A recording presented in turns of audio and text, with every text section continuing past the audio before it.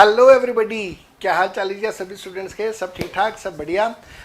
एक अच्छी न्यूज़ आप सबको पता चल चुकी है ऑलरेडी कि आपके जो नवंबर के हिसाब से उनको पोस्टपोन करके दिसंबर कर दिया गया है। Now you have one full extra month in your hands, जिसमें आप अपने आप को बहुत अच्छे से प्रिपेयर कर सकते हैं। मेरे बेटा, प्रिपरेशन की सीरीज़ में आज मैं आपके सामने एक टॉपिक लेके आया हूँ और वो है 80 RRB और 80 QQB के जो डिडक्शंस हैं उन डिडक्शंस का कंपैरिजन। लेकिन इस कंपैरिजन को स्टार्ट करें उससे पहले एक छोटा सा अनाउंसमेंट है। अनअकैडमी के दो प्लान्स हैं, जैसे आप सबको बहुत अच्छे से पता है। एक प्लान हमारा चलता है प्लस का और दूसरा चलता है आइकॉनिक का। तो यहाँ पे मैं आपके साथ आइकॉनिक के बारे में थोड़ी सी डिस्कशन करूँगा, चर्चा करूँगा। उसके बाद फिर हम लोग 80 RRB 80 QQB का डिस्कशन स्टार्ट कर देंगे। बेटा, आइकॉनिक प्लान जो है उसके अंदर आपको प्लस के सारे बेनिफिट्स मिलते हैं और प्लस के बेनिफिट्स के साथ साथ में आपको 5 एक्स्ट्रा बेनिफिट्स और मिलते हैं, जो कि है आपका पर्सनल कोच, आपको प्रिंटेड बुक्स मिलती हैं, आपको एक लर्निंग ट्रैकर मिलता है, साथ साथ में डेडिकेटेड चैनल है और अकॉर्ड के ऊपर, जहाँ पे आप सारे स्टूडेंट्स को इकट्ठा कर दिया जाता है और जो आइकॉनिक वाले स्टूडेंट्स हैं और उनके डाउट सॉल्विंग और उनकी जो क्वेरीज हैं उन सबको इमीडिएट बेसिस पर सॉल्व किया जाता है। साथ साथ में इंडस्ट्री के जो एक्सपर्ट्स हैं उनके साथ आपका 1-to-1 इंट्रैक्शन करवाया जाता है, जहाँ पे आपको पता चलता है कि आज इंडस्ट्री की डिमांड किस तरह की है। ये सब कुछ होगा इंक्लूडिंग द प्लस बेनिफिट। जो भी प्लस के स्टूडेंट्स हैं उनको जो बेनिफिट मिलता है वो सब कुछ आपको भी मिलता रहेगा। तो प्लस के सारे बेनिफिट्स आइकॉनिक में हैं और उसके साथ साथ में प्लस आपको ये 5 बेनिफिट्स और मिल जाते हैं अंडर आइकॉनिक। आइकॉनिक का सब्सक्रिप्शन जो रहेगा फाउंडेशन के लिए, अगर आप प्लान कर रहे हैं और अगर आपका फाउंडेशन एग्ज़ाम दिसंबर में है, आप उसके लिए प्लान कर रहे हैं, तो I will suggest you, I recommend you to go with a subscription of 6 months, जहाँ पे उसकी फ़ीस है 25,000 रुपीज़। लेकिन आपको इसके ऊपर 10% का डिस्काउंट मिल सकता है अगर आप मेरा कोड यूज़ करते हैं। मेरा कोड है CA जोहर। मेरा कोड CA जोहर यूज़ कीजिएगा, आपको इमीडिएट बेसिस पे तुरंत 10% का डिस्काउंट मिल जाता है। अगर आप इंटरमीडिएट के स्टूडेंट हैं और आप प्लान कर रहे हैं मई 22 का एग्ज़ाम देने के लिए, तो I will recommend you to go for 12 months subscription for the amount of 38,250। Again you can get a 10% discount अगर आप मेरा कोड यूज़ करते हैं, दैट इज़ CA जोहर। आप मेरा कोड यूज़ कीजिए CA जोहर का के नाम से और you can get the discount of 10% iconic subscription में। आइकॉनिक सब्सक्रिप्शन के अंदर फाउंडेशन और इंटरमीडिएट का कॉम्बो भी अवेलेबल है। तो जो स्टूडेंट्स फाउंडेशन में हैं, अगर आप फाउंडेशन और इंटर का कॉम्बो लेना चाहते हैं तो even that is available at the throw away price of 47,000 rupees for 1 year and 68,000 rupees for 2 years। और मेरे बेटा, अब यहाँ पे मैं आपके साथ स्टार्ट कर रहा हूँ deduction of 80 RRB and 80 QQB और उनका डिडक्शन का कंपैरेटिव एनालिसिस हम लोग करेंगे। And here is the video for you.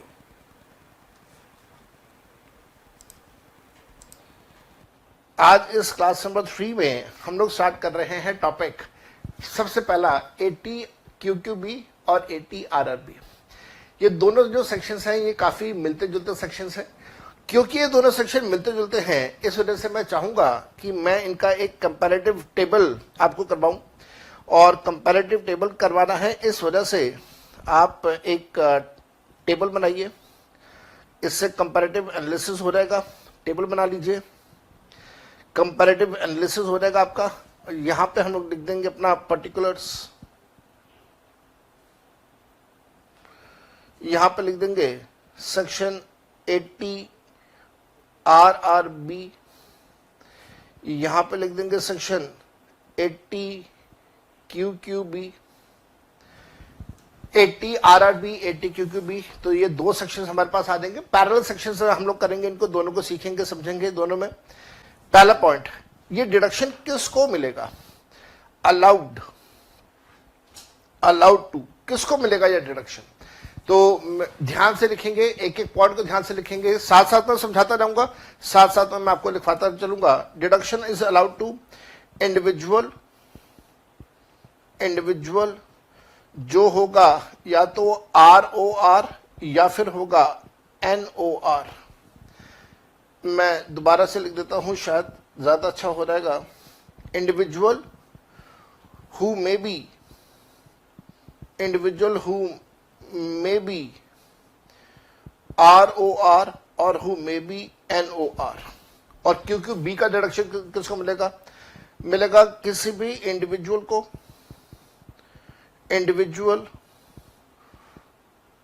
Who may be ROR या हु मे बी NOR। तो डिडक्शन किसको? इंडिविजुअल को, जो कि रेसिडेंट होगा, और रेसिडेंट से हमारा मतलब है कि वो ROR भी हो सकता है, NOR भी हो सकता है। डिडक्शन क्यों मिलेगा?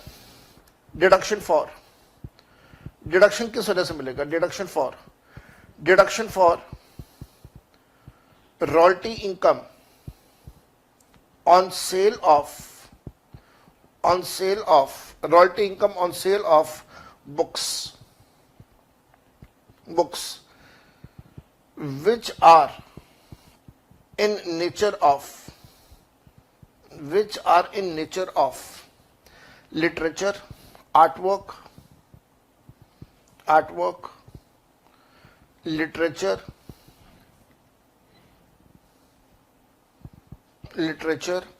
या फिर science fiction,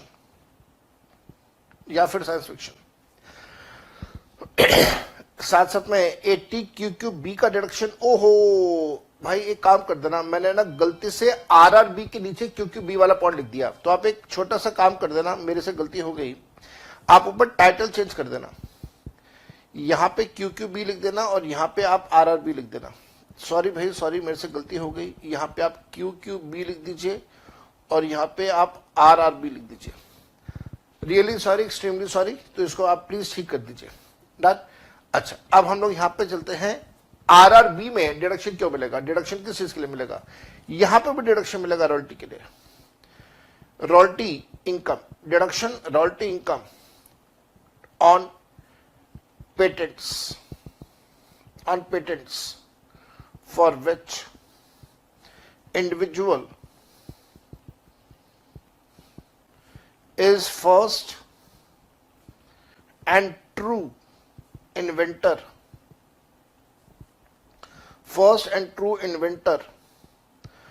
under Patent Act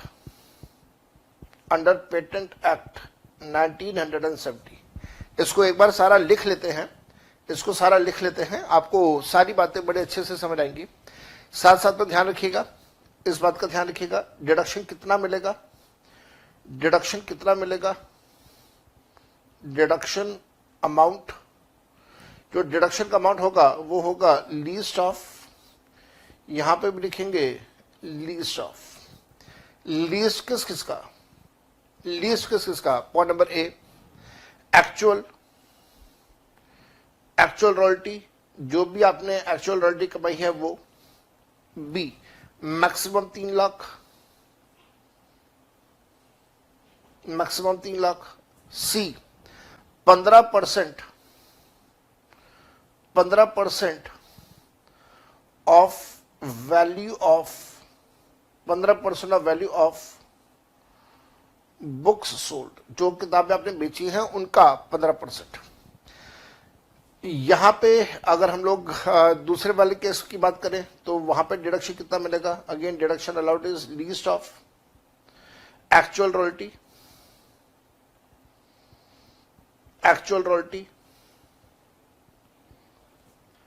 point 2, maximum of 3 lakh. And point number 3, amount of royalty which is fixed,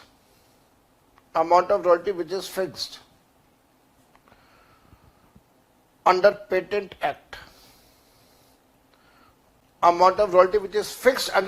Act, ये वाला अमाउंट आपके पास आ गया। अच्छा, इसके साथ साथ में एक पॉइंट और लिखिएगा, दोनों का कॉमन पॉइंट्स चल रहे हैं। फॉरेक्स, ये पॉइंट जो है ये दोनों के लिए कॉमन पॉइंट है, तो मैं काम करता हूं, क्योंकि ये कॉमन पॉइंट है, इस वजह से मैं यहां पे ये लाइन ड्रॉ कर देता हूं और दोनों में ये वाला पॉइंट हम लोग लिखेंगे इसको। Forex, if royalty is earned, if royalty is earned from outside India, if royalty is earned from outside India, then deduction will be allowed. Deduction will be allowed only when amount of royalty, only when amount of royalty earned in foreign currency is brought to India,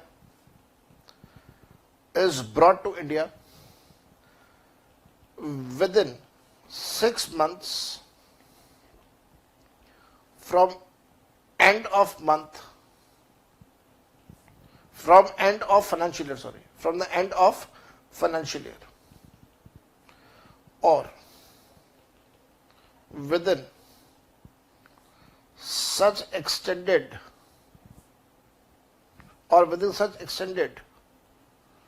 time period as allowed by RBI, that is Reserve Bank of India, RBI। तो ये हमारे पास एक point आया। अब मैं ये सारे points में भी आपको बहुत डिटेल में समझाने वाला हूं। चलिए मैं जरा आपके सामने आ जाता हूं, सारी बातें आपको समझा देता हूं, सुनिएगा मेरी बात ध्यान से। देखिए ये जो दोनों सेक्शन हैं, RRB भी है और QQB सेक्शन भी है, ये दोनों सेक्शन में से पी चिदम्बरम ने इंट्रोड्यूस किए थे जब वो फाइनेंस मिनिस्टर होते थे under the Congress government. Prime minister was doctor Manmohan Singh और फाइनेंस मिनिस्टर वाज चिदम्बरम साहब। तो चिदम्बरम साहब ने ये दोनों सेक्शन इंट्रोड्यूस किए थे, शायद 2004 या 2005 की बात है, QQB और RRB। अब ये जो दोनों सेक्शन हैं, ये दोनों सेक्शन का बेनिफिट मिलेगा ऐसे व्यक्ति को जो इंडिविजुअल है और जो इंडिया का रेसिडेंट है। जब हम लोग कहते हैं इंडिया का रेसिडेंट है तो मतलब वो ROR भी हो सकता है, वो NOR भी हो सकता है। अब आप उल्टा पूछेंगे, उल्टा सोचेंगे तो मेरा जवाब भी उल्टा होगा कि सर क्या नॉन रेसिडेंट को उसका डिडक्शन मिलेगा? आंसर इज नो, नहीं मिलेगा। अच्छा, अब ये डिडक्शन किस चीज के लिए मिलेगा? सेक्शन को याद करने का तरीका देख लेते हैं। हमारे पास जो सेक्शन है वो है QQB, बी से होता है बुक्स, तो आप इसको ऐसे याद कर लीजिए, क्वालिटी बुक्स या क्वालिटी बुक्स। तो किताबों के लिए जो सेक्शन है, किताबों के लिए जो सेक्शन है वो है QQB। तो किताबों का सेक्शन QQB, बी से बुक्स। अगर कोई किताब बाजार में बेची जाती है तो किताब का जो ऑथर होता है उस ऑथर को किताब के बेचने पे कुछ रॉयल्टी मिलती है। मैं आपको इसका उदाहरण देता हूं। आप सभी स्टूडेंट्स के पास हमारी ये वाली किताब पहुंच चुकी है, ये हमारी इनकम टैक्स की किताब है। इसी प्रकार से GST की किताब भी है, इसी प्रकार से इनकम टैक्स की प्रोडिजी भी है और GST की प्रोडिजी भी है। तो ये वाली किताब आप सबके पास पहुंच चुकी है। ये CA की किताब है। बिल्कुल इसी प्रकार से यही किताब का कवर अगर मैं चेंज कर दूं, पीला रंग का कवर कर दूं, तो वो किताब कौन सी बन जाती है? वो किताब बन जाती है CMA की किताब। इसी किताब में से अगर मैं सारे प्रैक्टिकल क्वेश्चन हटा दूं और उसका कवर चेंज कर दूं तो वो कंपनी सेक्रेटरी की किताब बन जाती है। ध्यान रखिएगा, the mother book is one, the same text, the same book runs for every course CA, CMA. As a author, as a publisher, what we people do is we make you people happy by changing the cover. अगर ये किताब मैं CA वाले को CMA वाले student को दे दूं तो कहेगा सर ये तो CA की किताब है, यहाँ तो लिखा हुआ है CA की किताब है। तो हम लोग क्या करते हैं, किताब अंदर का सेम रखते हैं, कवर चेंज कर देते हैं, पीले रंग का कवर लगा दिया। अब स्टूडेंट खुश हो जाता है, उसके ऊपर CMA लिखा हुआ है, वो खुश हो जाता है, हाँ मेरे को CMA की किताब मिल गई, किताब सेम है। इसी प्रकार से इसमें से प्रैक्टिकल क्वेश्चन हटा दूं और बाकी कवर चेंज कर दूं तो कंपनी सेक्रेटरी की किताब बन जाती है। स्टूडेंट कंपनी सेक्रेटरी वाला खुश हो जाता है, वाह जी मेरे को अपनी अलग से किताब दे दी। किताब सेम है, अंदर का माल सेम है, सिर्फ कवर चेंज करते हैं। अब मैं ये सारी बातें क्यों कर रहा हूं? ये जो किताब है, ये किताब बाजार में बेची जाती है। ये किताब भारत पब्लिकेशन की किताब है। भारत लॉ हाउस दिल्ली का एक बहुत जाना माना पब्लिशर है, उनके द्वारा ये किताब पब्लिश होती है और बाजार में बेची जाती है। इस किताब को जो दाम है वो यहाँ बैक साइड पे लिखा हुआ है। यहाँ पे बैक साइड पे नीचे की तरफ अगर आप देखेंगे तो इस किताब का प्राइस लिखा हुआ है। आपको शायद यहाँ पे दिखाई नहीं दे रहा होगा, आपके हाथ में जो किताब है आप वहां पे देखेंगे तो आपको दिखाई दे जाएगा। मान लेते हैं 1 मिनट के लिए, मान लेते हैं 1 मिनट के लिए कि किताब का जो प्राइस है वो 1000 रुपीज है, ऐसा मान लेते हैं। किताब के ऊपर जो MRP मैक्सिमम रिटेल प्राइस लिखा हुआ है वो 1000 रुपए लिखा हुआ है, मान लेते हैं। अब ये जो किताब है ये दुकान किसी भी शॉपकीपर को जब दी जाती है, दुकानदार को दी जाती है, तो दुकानदार को 40% के डिस्काउंट पे दी जाती है। तो अगर 40% का डिस्काउंट करें तो 400 रुपए लेस हो गया, तो दुकानदार को ये किताब कितने की मिलती है? 600 रुपए की मिलती है। अब ये दुकानदार इस किताब को आपको एज ए कंज्यूमर कितने की देता है वो दुकानदार के ऊपर डिपेंड करता है।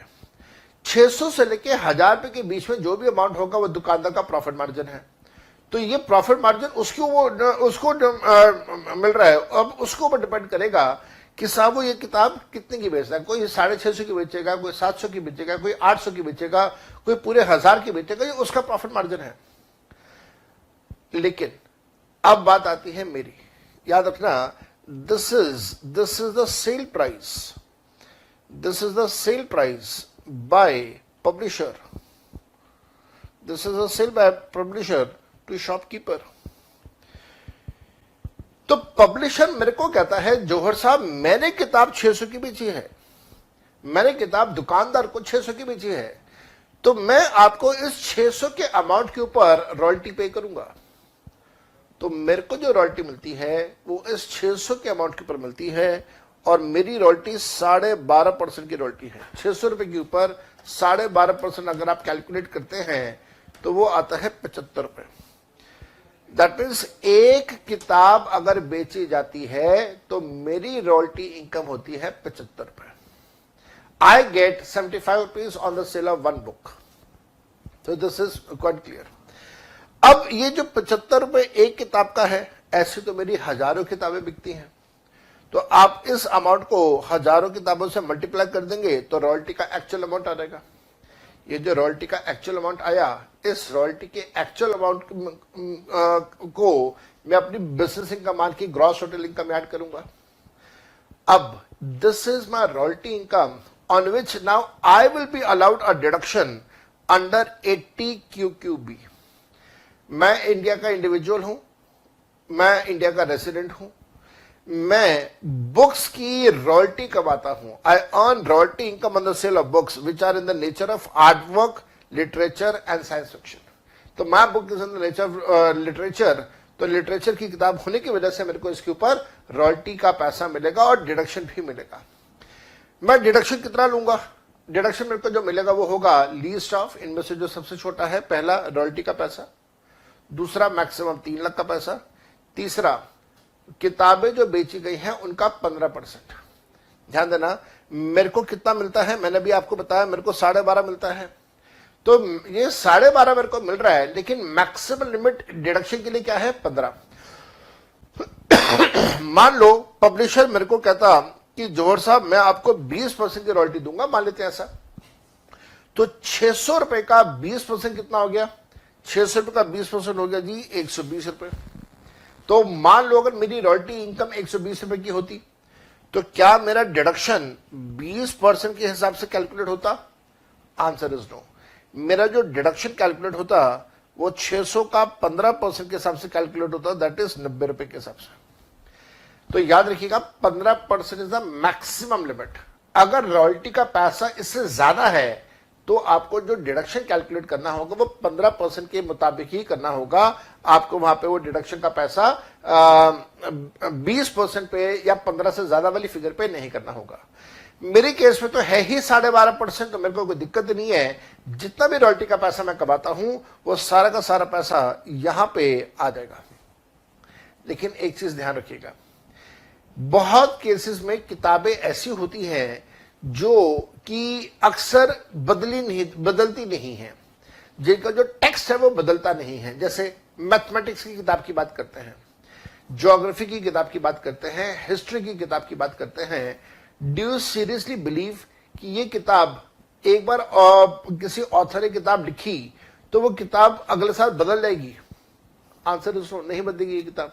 मैथमेटिक्स की किताब क्या बदलेगी? अगर आपने सारे फॉर्मूले लिख दिए तो वही फॉर्मूले आज से 50 साल पहले भी थे, वही आज भी हैं, वही 50 साल बाद भी होंगे। इसी प्रकार से अगर आपने हिस्ट्री की कोई किताब लिखी है तो हिस्ट्री में क्या बदलाव होगा भाई? अगर हम लोग कहते हैं पानीपत की लड़ाई हुई तो इन दो लोगों के बीच में पानीपत की लड़ाई हुई तो हुई ना, वो बदल थोड़ी ना जाएगा अगले साल। लेकिन कुछ किताबें ऐसी होती हैं जिनका नेचर होता है, जिसके अंदर बदलाव होता है। सब्जेक्ट टैक्स का ले लो, जैसे मेरा सब्जेक्ट है। पिछले साल जो कानून था वो आज नहीं है, जो आज कानून है वो अगले साल नहीं होगा, तो बदलाव होगा, कांस्टेंट चेंज होगा इसके अंदर। बिकॉज इसके अंदर एक कांस्टेंट चेंजेस होंगे, इस कारण से, क्योंकि इसके अंदर एक कांस्टेंट चेंजेस आएंगे, इन कारण से ये जो किताबें हैं यहां पे कभी भी लमसम बेसिस के ऊपर रॉयल्टी तय नहीं की जाती। लेकिन हाँ, मैथमेटिक्स की किताब, हिस्ट्री की किताब, ज्योग्राफी की किताब, इन सारी चीजों में अक्सर ऐसा होता है कि पब्लिशर बोलता है किसको, ऑथर को, कि सब आपने किताब लिख दी, अब ये किताब आप हमें दे दीजिए, हम आपको इसके बदले में वन टाइम रॉयल्टी का पैसा दे रहे हैं। याद रखिएगा, अगर वन टाइम रॉयल्टी का पैसा दिया जाए तो ये जो पॉइंट नंबर सी है वो पॉइंट नंबर सी अप्लाई नहीं होगा, 15% वाला। लिख लो ये बात, यहां पे लिख लो, नोट बना के लिख देना पॉइंट नंबर सी के नीचे, note. If royalty is given on lumsum basis, if royalty is given on lump sum basis, then if royalty is given on lump sum basis, then point C is not applicable. Point number C is not applicable. तो ध्यान रखना, अगर royalty का पैसा lump sum basis पे है, जैसे मैंने अभी आपको एग्जांपल दिया, तो पॉइंट नंबर सी नहीं लेंगे, फिर आप ए और बी के ऊपर ही डिसाइड कर लेना। लेकिन अगर रॉयल्टी का पैसा on the value of books sold है तब आप उसके ऊपर 15% की लिमिट लगा देंगे। तो ये मेरे ख्याल से आसान हो गया, कोई दिक्कत नहीं थी। इसी प्रकार से सेक्शन आता है ये वाला 80 RRB। इसका भी मैं आपको एग्जाम्पल देता हूं। आप लोग याद करें, आप लोगों ने मूवी देखी है 3 इडियट्स, सबने देखी है, मैंने भी देखी है, आपने भी देखी है।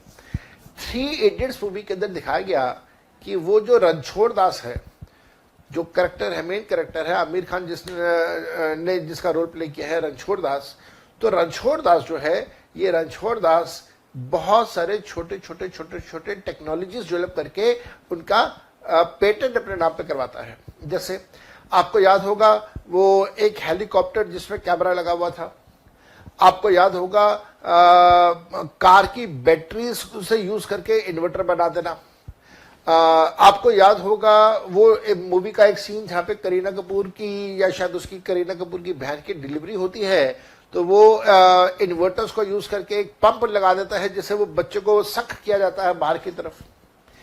फिर आपको याद होगा जब मूवी खत्म होती है तो लास्ट में दिखाते हैं कि उसने लद्दाख के अंदर अपना एक स्कूल खोला हुआ है, छोटी छोटी बहुत सारी टेक्नोलॉजीज उसने वहां पे डेवलप करी। जैसे साइकिल का पैडल मारने से वो शीप के ऊपर से वूल उतारने वाली मशीन चलती है। एक और चीज जो पूरी मूवी का एक बड़ा जबरदस्त सीन था, स्टार्टिंग में दिखाया गया था, चम्मच वाला सीन सबको याद है। तो ये सारे के सारे जो टेक्नोलॉजीज हैं, ये टेक्नोलॉजीज रणछोड़ दास ने डेवलप करी। रणछोड़ दास था, जो भी नाम था, चलो, तो उसने सारी टेक्नोलॉजी डेवलप करी और टेक्नोलॉजी डेवलप करके उसने उन टेक्नोलॉजीज को अपने नाम पे रजिस्टर भी करवा लिया। ऐसे लोग, और याद रखना ये जो रणछोड़ दास वाला कैरेक्टर था, ये एक्चुअल में जेन्युइन में फुंगसुक वांगडू था या रणछोड़ दास था, जो भी था, तो फुंगसुक वांगडू नाम का एक रियल लाइफ कैरेक्टर है जो कि लद्दाख के अंदर रहते हैं, इंजीनियर हैं और इनके नाम पे बहुत सारे ऐसे पेटेंट्स हैं, टेक्नोलॉजीज उनके नाम पे रजिस्टर्ड है। तो ऐसे लोग जो अपनी टेक्नोलॉजी बनाते हैं और वो टेक्नोलॉजी जब कोई दूसरा व्यक्ति इस्तेमाल करता है तो उसके बदले में उनको रॉयल्टी का पैसा मिलता है। आपको इसका एक और रियल लाइफ एग्जांपल देता हूं। आप लोगों की शहर में हो सकता है मेट्रो सिस्टम हो, मैं तो दिल्ली में रहता हूं, दिल्ली में तो मेट्रो सिस्टम बड़ा जबरदस्त है, शानदार है, वर्ल्ड क्लास है। तो मेट्रो सिस्टम में जब आपको सवारी करनी है तो वहां पे या तो टोकन लेना होगा या फिर आपको वो स्मार्ट कार्ड से ट्रैवल करना होगा। तो स्मार्ट कार्ड या टोकन, अब ये जो स्मार्ट कार्ड या टोकन वाला जो सिस्टम है वो सिस्टम हम लोगों ने, इंडिया वालों ने खुद नहीं बनाया।